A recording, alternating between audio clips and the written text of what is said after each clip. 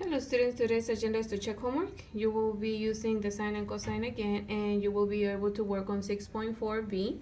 Today students will be able to use the sine and cosine ratios to find the side of a triangle but we're going to be using complementary angles, okay? And so I want you to go back to SOHCAHTOA. So SOHCAHTOA just means that the sine is equals to opposite over hypotenuse. Cosine is equal to adjacent over hypotenuse, and tangent is equals to opposite over adjacent. Okay, so today we're going to be working with this too. So in here it says that I am given this angle right here, which is a 20-degree angle, and I have, remember that the adjacent is always between the angle and the right angle, so this is adjacent.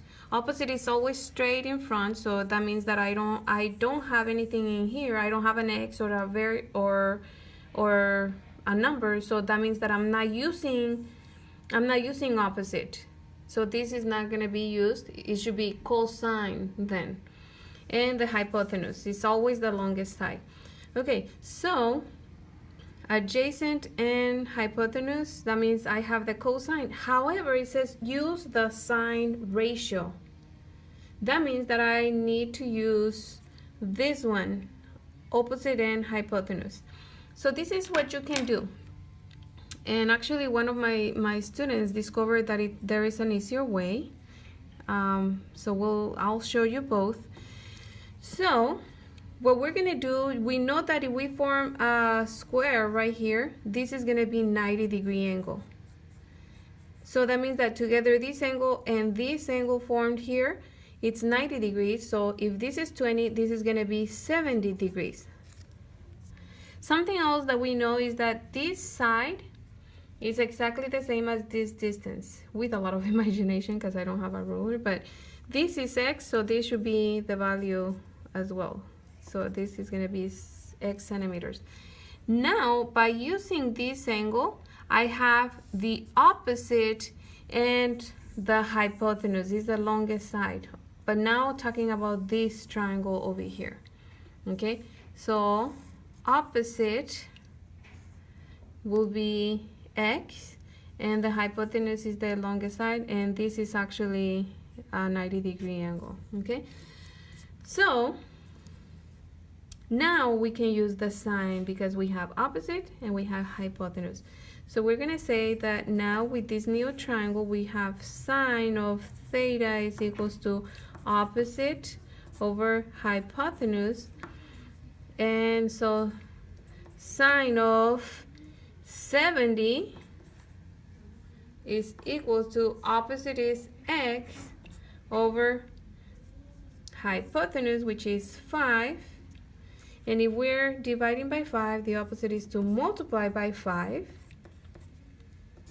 This cancels, and so I can figure out the value in my calculator. Remember that my calculator goes a little bit different, the order, it goes backwards, okay? So I put the 70 first, I put the sine second, that's the ratio for any 70-degree angle, the sine ratio, and I put times, this parenthesis means times, and 5, and then I press equal.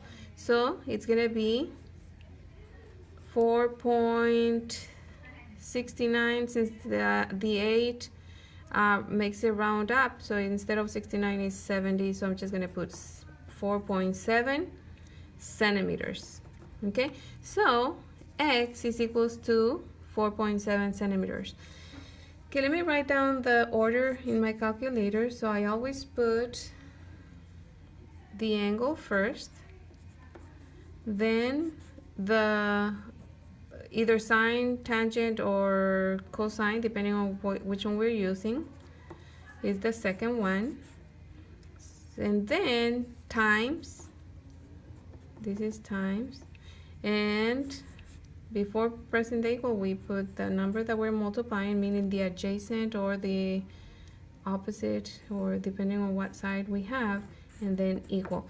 For other calculators, I know that they put first the 5, then times, so they use this order, okay? 5, then times, then sine, and then the angle, in this case 70, and we have to add something else, which is closing the parentheses and finally equal. Okay, so this goes 5 times sine, the angle, close parentheses, equal. Okay, so it depends on which one you're using. Okay, so what did my student discover? And I'm gonna use the same, just ignore this red part. Okay, let's pretend that I didn't put that red part in there. I'm gonna do it in blue. So what the other student discovered, what one of my students discovered, is that instead of putting the 70 in here, we know that every triangle is 180 degrees. So this is 90. That leaves 90 for these two other angles. So if this is 20, this is going to be 70, which is exactly the same as this. Okay, the complement of this angle, it can be here or it can be here. So now, by putting this third angle, he discovered that, oh, you have the opposite and the hypotenuse continues to be the same.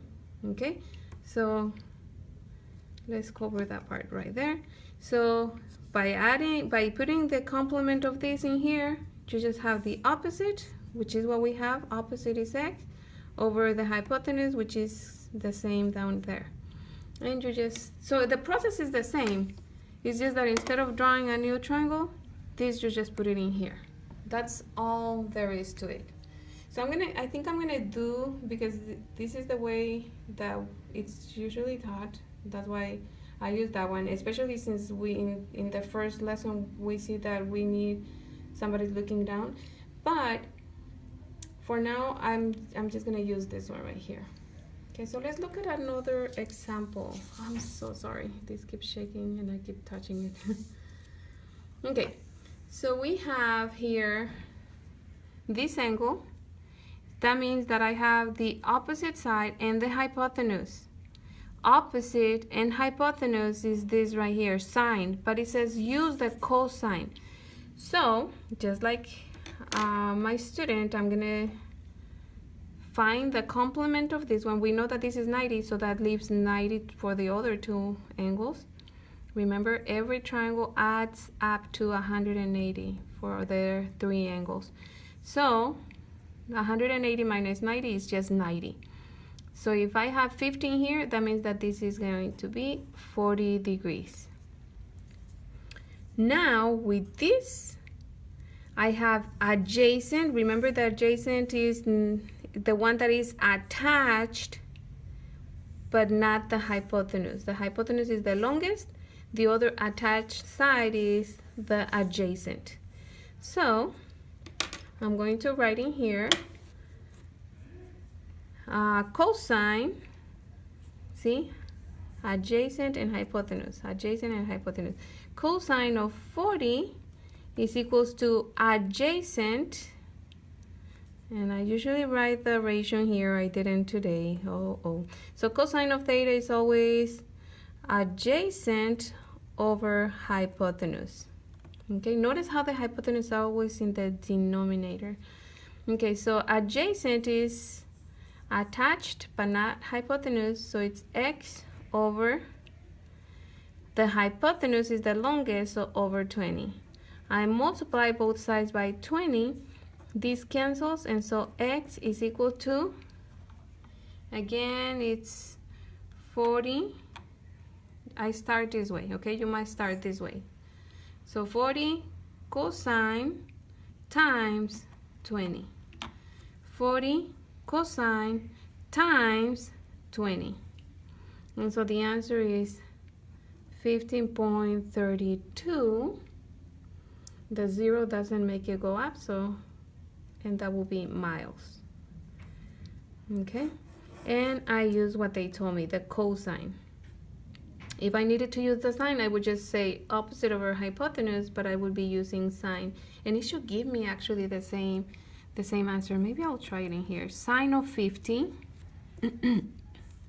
is equal to x over hypotenuse. If I'm dividing, the opposite is to multiply.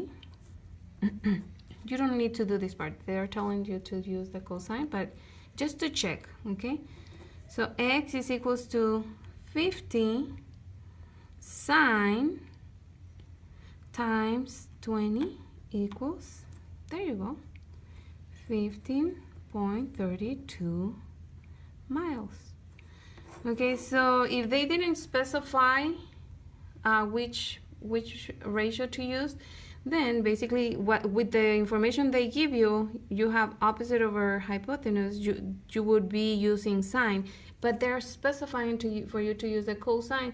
That's why you use the complementary angle of 50, and now you have adjacent over hypotenuse, which is the cosine ratio. Okay, let's do one last one.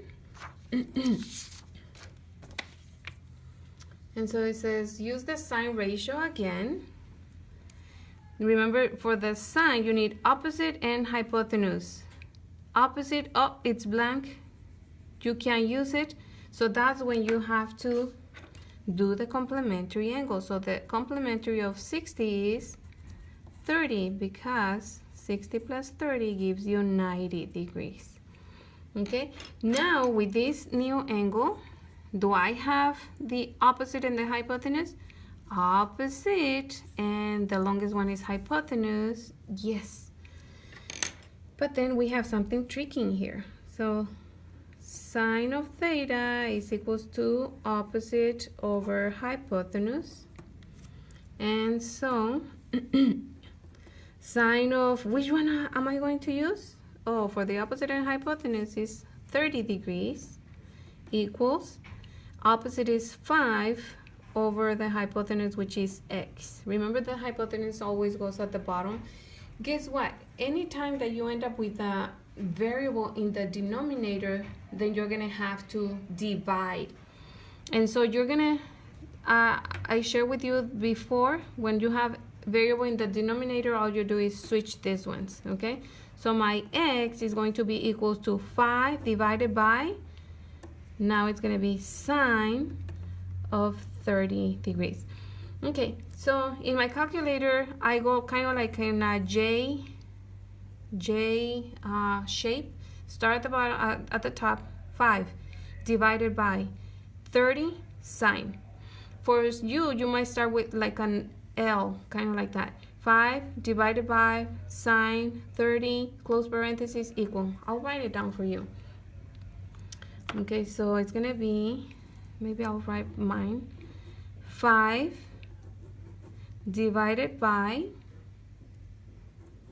I put the angle measurement, which is 30, and then sine, see, in this order, and then finally equal. So it's 5 divided by the angle, which is 30, then I press sine. In division, I mean, depending on what you have in here, it could be cosine or tangent, but then I press equal. And so, whoops, I didn't leave a space to write my answer. So x is equals to 10 inches, okay, 10 inches. Okay, in the other calculators, the order is actually the way it is.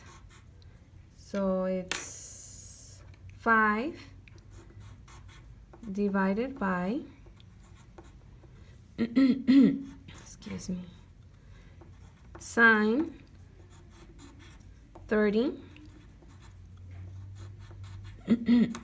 close parentheses, and then equal.